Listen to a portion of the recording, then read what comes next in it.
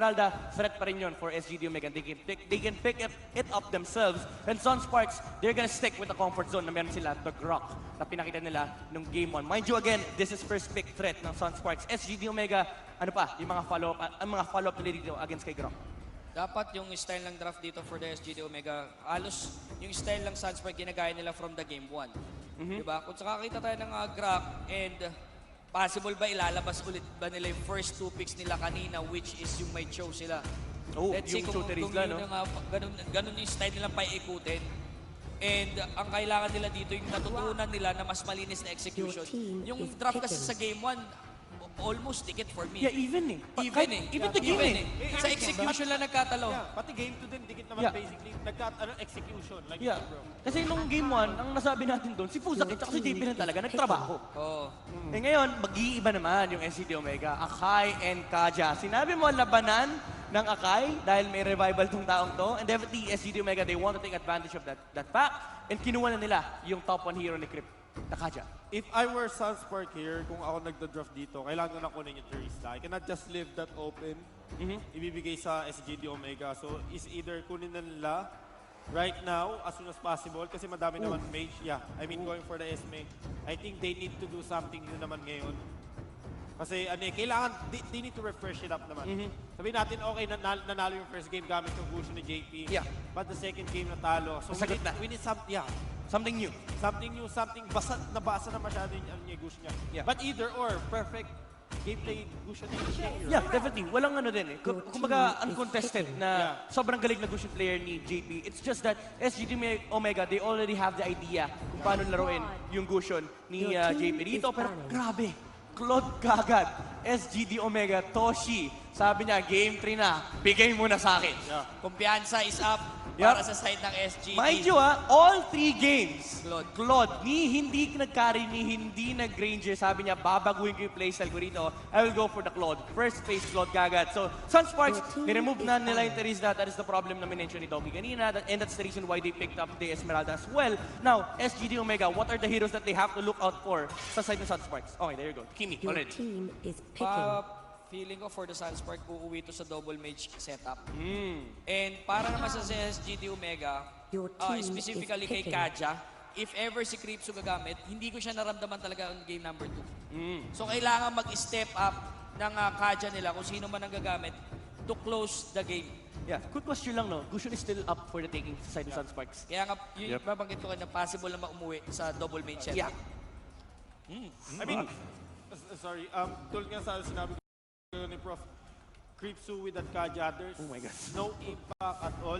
So he need to step it up, like todo step up kasi siya yung kumukuha ng momentum eh. Like sneaky peek, kuha, hila, and then go for the kill. But at that point, wala tayong nakita. It's maybe because the positioning of Sunspark is super good. Pero di ko alam. Talaga nakakalito. And then over here, nakikita natin Carry with the Leo Mord. Carry. Eto, like nakikita natin, Carry again is going for the late game. May carry tayo, may marksman tayo. We need to answer that Claude pick na SGD Omega. Oh my God! Okay, kala ko seryoso eh. Pero, okay. Gumite! Gumite ang SGD! Mga kaibigan, masaya si Manjin dahil may uulan na naman ng Magic Sarap. Mga Rostar. Pero ito this is interesting. Sunsparks, they still picked up the Leomord knowing na may cams yung SGD Omega. So this is just sheer confidence talaga sa draft nila. I mean, yep, definitely. I mean, if you look at yung other aspects on the side of the draft, like I feel like this Chang'a pick here on the side of SGD Omega, it could actually work out well. Kasi if you look at yung mga potential frontliners on the side of like Sunsparks, it's really threatening. Like you need the magic damage to burst it out. But then you mentioned the Leomord. That could be definitely threatening because Leomord, his jump factor immediately to the backlines could potentially nerf out Chang'a. So it's really interesting as well. Yeah, very interesting kasi yung interaction ng draft ng SGD Omega dito in Sunsparks. To be honest, ang hirap pasukin nung lineup ng SGD Omega. So for me, personally, I would go for SGD Omega for the last match dito sa series ito. Pero I want to ask your predictions here, Wonder Drift. Sino ba sa tingin mo yung mananalo and thoughts bakit? I'm going for Sunsparks. Sunsparks? Yeah. I feel like yung carry pick nila, it could be a potential game changer. Like, I can see Sunsparks, they're very adaptable in playstyle now. They can go aggressive, they can even try to play from behind, they can even, rely on Fuzak and Rafflesia. And tong carry na to, like, there's a potential na pwede siya mag-online early on, especially with the space that Rafflesia and Fuzaken could provide. Okay, Prof P. I'll go for Sunsparks. Kung hindi ko kasi napansin kung nag-switch sila, kung si Kel ang gagamit ng Lemord. Okay. He's going back sa kanyang roots. Roots naman. So, dun ako nagtitiwala. Kung mas matagal siya as fighter eh. So, Still comfort. I'll go for Sunspark. Comfort pa rin for Sunsparks ngayon. Doggy, sa'yo nakasalalay lahat to. Wala ka pang mali. Ikaw ang magsabi kung sino manalo sa game na to. Ang taas naman ako yung sensibilidad ko. Hindi. Pero like, for the sake of pangit na combo ang Kaja pati Chang'e. Kasi there's no burst eh. Hindi ko nakikita yung burst dun eh. So, dahil lang dun, but either or maganda yun. I'm not disrespecting the draft pick, pero if we're talking about draft lang, I'll go for Sunsparks. Sunsparks. Ladies and gentlemen, 3-1 is the score for the panel here. Pero malalaman natin kung sino ba ang magwawagi rito at mag-a-advance sa upper bracket. Yan ang alamin natin sa cast ng ating dalawang napakapoging casters, Wolf and Butters. Launch the game, mga kaibigan. Ahon Dragon o We Will Rise. Malalaman natin kung sino nga ba ang mananaig dito sa first series natin sa upper bracket. This is going to be a game number 3. Wolf, Sunsparks, SGD Omega. Parehong one-sided yung game 1 at game 2. Game number 3. Sino nga ba makakuha nito? It's gonna be interesting dahil nagkaroon tayo ng classic na Claude versus Carry matchup. Alam natin na parehas na heroes ito. Na sobrang dependent sa kanilang farm. They have their own strengths. I think yung Carry definitely works against overall lineup composition of SGD Omega. 5 seconds till And the I think enemy yung Claude reaches the magkakaroon siya ng battlefield. problema. But Smash them. SGD Omega, they do have All troops deployed. Chang'e. So ito yung game changer nila. Na feeling ko naman ay decent siya laban sa mga members ng Sunsparks. What I really like about this is, bago pa makaabot yung carry sa point na pwede siyang makapatay dun sa may backlines, mauubos agad siya gamit nga naman yung magic sarap mula dun sa ating Chang'e. Look at this certain trend na ginagawa ng SGD Omega. They actually relegate 3 people onto the top lane, giving Toshino the extra help he needs. Kel VJ will be the first blood of game number 3. And SGD Omega, look at their rotations. They're forcing a lot of these recently, game 1 and game 3. And not only that, dalawa yung box na makukuha nila dito. That is already super duper good para sa SGD Omega. Napaka-dependent ng Sunsparks, especially Esmeralda, sa mga early type of buffs na makukuha niya. And now, na force sila dito na isa lang yung makukuha nila, they are at a big disadvantage because this means na pwede nilang i-concede yung trap, yung control sa trap. Fortunately, nakakuha sila ng isa doon kay JP. Pero alam mo si Kel VJ dito, that one death onto the mid lane is big. Kasi kung isipin mo, Esmeralda siya dapat yung nabubuli ng lane. But with the rotations coming up from SGD Omega, yan yung mga bagay na expect mo eh. One thing that we have to take note is, KLVJ is going to be the Esmeralda, like you said, yung siya yung mage. Renjo, sabi dito ng Sunsparks, Renjo, dahil sobrang napit ng performance mo with the Leomord ng game number 1, sige, bibigay natin sa'yo yung Leomord niya. JP now controlling itong marksman.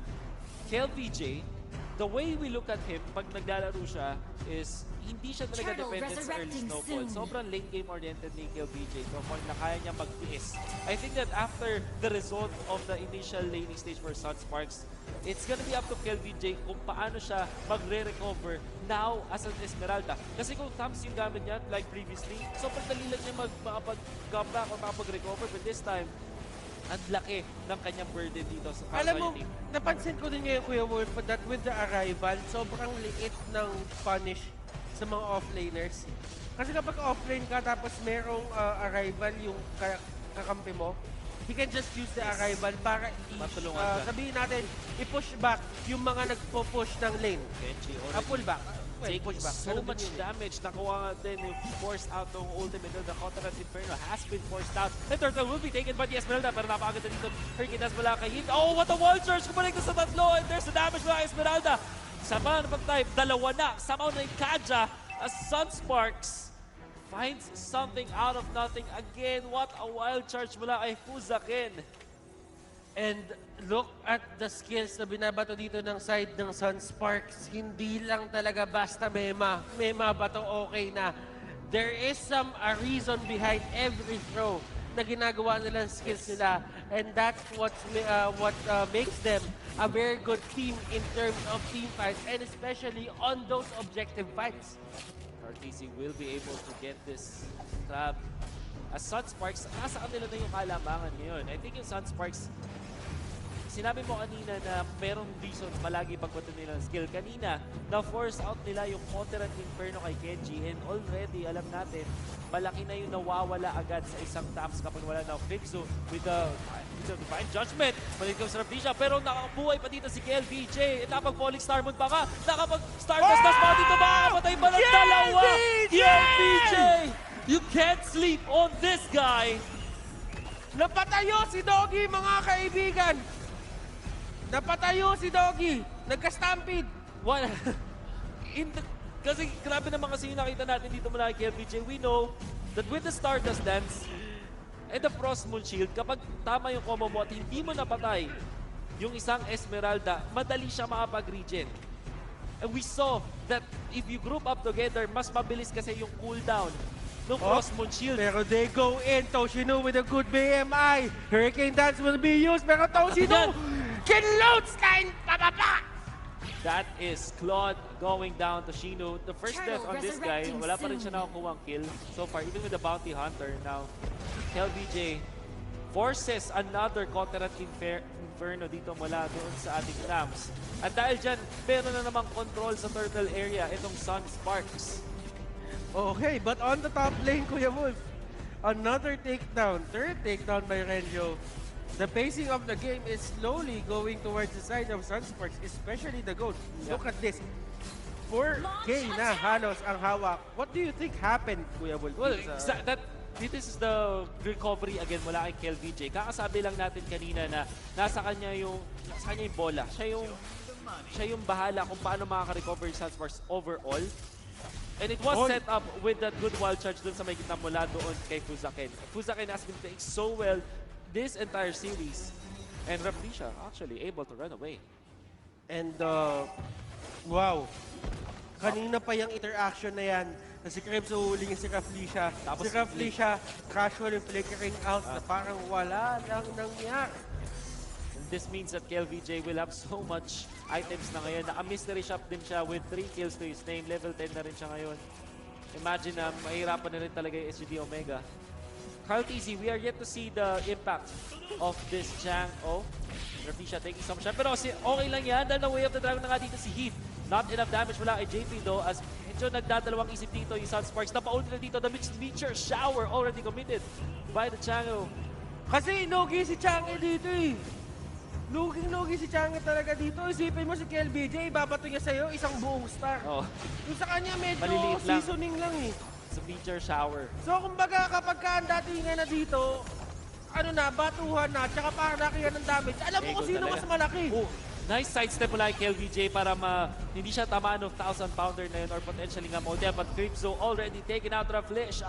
Sa magandang wave na drag, KLVJ solo at bumubuhay pa rin. Ako po, may magandang wild charge na naman. Set up for the Frostmoon Shield. Buhay pa rin. Finally shut down by the Hurricane Dance. Finally, they'll get a kill. Pero ano kapalit? Torre at mukhang 2 kill pa mula kay Resyo dito. Eto at na! dito na nga. Ang hinete! Ay, takbo! Patay na dito si Chang. Oh, JP chasing Heat and they do have the damage. Sabay patay pa ng Torre, Sunsparks. Mas magandang trades para sa kanila palagi. Hindi mo kaya ang hinete. Mga kaibigan, kakaiba ang pinapakita ng hinete ni Rencho dito. Kakaiba. Kakaiba. Game 1 and Game 3, pulling off a very good Leomord plays. And sinasabi niya dito, Leomord is back. Way of the Dragon na naman. This time para kay Genji. At syempre, Carry versus Fams. Carry yan. Men, ganyan talaga si Raplisha at si JP. Nakita mo ba yung katawan pareho niyan? Parehong hati sa ulam, parehong hati sa kanin, sa sausawan, lahat-lahat. Ating kapatid. Hating kapatid. Kapag ka-team play ang pag-uusapan natin dito, walang tatalo dyan sa dalawang yan. Very well done. Sunsparks on the advantage. 7,000 ang kanilang lamang ngayon sa gold. I think they do have a ton of map control din. 4 turrets down at 0 pa yung nakukuha dito ng SGD Omega.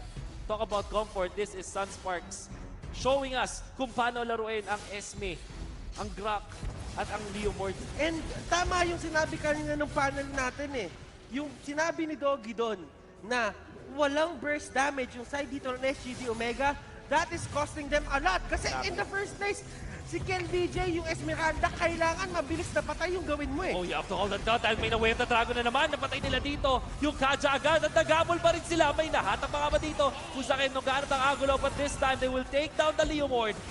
Finally, SGD Omega will get a better trade. Yes, right now, the bleeding, yung bleeding stop for the side of SGD Omega.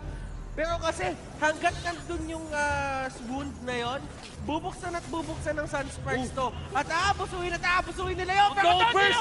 Falling Starboard, kumanek na lang nga dito. Do they kill Toshino finally? Nakataas doon yung Claude. Practice lang. Yeah, Very, very close. Buti na nakapag-BMA siya palayo. Could have been good. And Sunsparks, hindi pa nga napatay yung kanilang Cho. And we did say na walang burst damage. Okay, reset. JP and the others, they're just Lord, going back and resurrecting forth. soon. Back and forth sa pag-siege ng base dito ng side ng SGD Omega. But right now, they really have to end this. Si Toshino dito, not a stellar performance, sabihin natin as game number 2. Pero as time goes by, yung Blazing Duet, masakit.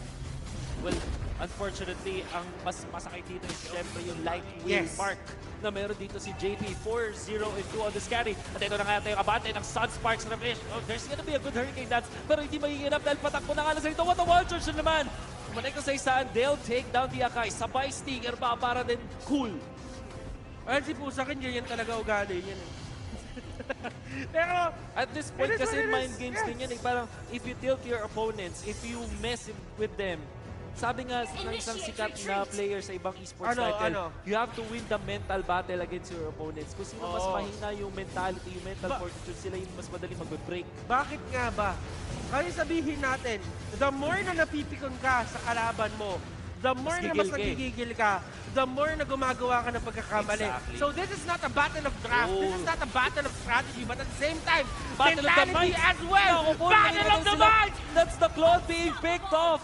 And alam na ngayon na Sunsparks, pinakita na yung mga picture nila dito. They have the advantage. Napatay dito yung Grok. It comes the flicker blind replay siya. Pero wala siya mahuhuli dito. Renjo is gonna fall because of the meteor shower. And SGD Omega will live to see another day. I am out of words for the side of Sunsparks kasi unang-una ang ganda talaga ng performance na pinakita nila dito. Kahit sabihin mo si Kel VJ, nakuhaan nila ng isang kill sa may mid lane. That didn't really stop Sunsparks in any way. Yeah, I gonna have to give this MVP award or kung hindi man MVP award, yung X Factor pa rin talaga kay Fuzakin. I think kung hindi niya nagawa yung wild charge kanina dun sa clash around the turtle, would have been worse para sa Sunsparks. Then again, I wouldn't discount yung efforts dito ni Renjo as well as Rafresha. I think they also did so well. And Kel VJ, we did mention, ang kanyang playstyle is ang galing niya mag-recover even from the side lane spot, di ba? Pag nilaro siyang fast. This time, using the Esmeralda, ganun din yung kanyang ginagawa. Alam niya kung kailan papasok, kung kailan siya kayang makabawi. But at the same time, Wolf, etong draft na ginawa ng SGD Omega, ginawa to na iniisip nila na kakayanin nila yung Esmeralda. Pero ito yung isa sa mga draft patterns na kayang-kayang abusuin ng isang Esmeralda. So you can't really say na Kel VJ is having the game of his life, but at the same time, this wouldn't really happen kung meron pang sagot ang SGD Omega. And unfortunately, paubos na paubos ng sagot dito ang SGD Omega as they are behind by 12,000 in gold. At ngayon, maaabante na naman ang Sunsparks mula sa by bottom lane. Mataan din si JP. Torre lang kanya target dito at hindi makapasok yung SGD Omega so far. Even when they have Hurricane Dance and Time and Divine Judgment, parang hirap pa rin sila makahanap ng angulo dito dahil lagi nakaabang yung disengage potential ng Sunsparks courtesy of the Wild Charge, courtesy of the Jeet Kundo, and syempre yung Falling Star Moon mula dun sa Esmeralda. Raflesia and the others, nandyan lang sila. They're just getting vision. And right now, there is no rush to take the turret or take the inhibitor turret or even the base of the side of SGD Omega. 40 seconds on the timer para sa next Lord na darating. That is going to be the next big objective for both teams. And Sunsparks Yan yung kailangan nila para ma-end na to at mag-advance sa upper bracket. Oh. Wind of Nature para kay Toshino. Alam natin na sobrang kailangan niya yan for stop some of the physical damage nga naman, physical this. attacks mula sa Sunsparks. Even using the wild charge, Para lang ma-secure yung... para na ma-secure. Alam nila na talagang lamang na sila ngayon eh. And kung sa akin, meron siya kasi ano dito eh. Mga cooldown reductions na rin siya. Lord Also have to resurrecting soon. put yourself together. Naka-PYT siya eh. Although hindi naman affected yung ultimate masyado Yes. dun sa mismong passive. I think yung ano kasi progression mo dun sa MP Uy! mismo, talent mo is Napin- marami CDR. Napindot ba Yung ni Toshino yung Winds of Nature? oh, I do not know. Medyo na, pakaramdam ko medyo napindot niya eh. Grabe yung grab block na yun. Forcing out the Beecher Shower already. Sunsparks. Paano na nun sila laban dito? Lord has been taken by Sunsparks this time. Now Reflection. They jump in. They found one. And mukhang makamatay na yung gadget dito. That's the immortality down. And of course, may follow pa kasama. Naghanap dito si Busake. That's the Blazing. Do it. Ayan o, tignan mo, tignan mo. Triangle formation, triangle formation. Triangle formation, hinahanap nila ako. Mga sinete, si Cartesi. Naku po, hinahabol yung bata na Kawawa hinete. naman. Yung bata! Yung bata! Naku po, ewan ko But na lang. of Ito, course, may mas bata. mabilis kasi may marami kasing speed boost ang isang Chango. So, mahirapan din siya mahabol. Pero dito, ginamit na nga yung Hurricane Dance para na makatakas. Pero hahabulin pa rin siya. Remjo, finally they're able to take down the Chango. Genji naman yung kasunod dito. Nag-contra and Inferno na rin. Sobrang daming clash na nangyari. Si Hit na patay na. Sa gitna, naubos na rin. I think this is Sunsparks na And- makakuha ng game number 3. And the sun will rise and advance to the upper bracket. Yung Lord natin dito, papaluin na lang yung base. Sunsparks advances to the upper bracket. What's amazing about this is yung Sunsparks, sila pa yung na-pressure doon sa early game. Merong advantage ng SGD Omega. But the way they clash, yung Sunsparks, lagi sila nagsasama-sama. Alam nila kung kailan sila mag-commit sa mga laban. Alam nila kung kailan sila may advantage sa mga team fights. Sila lagi nananalo for the rest of the game.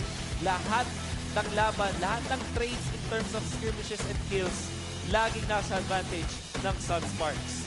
Now, the most important storyline of MPL Season 4 playoffs. 3-0 na si Doggy. 3-0 na si Doggy.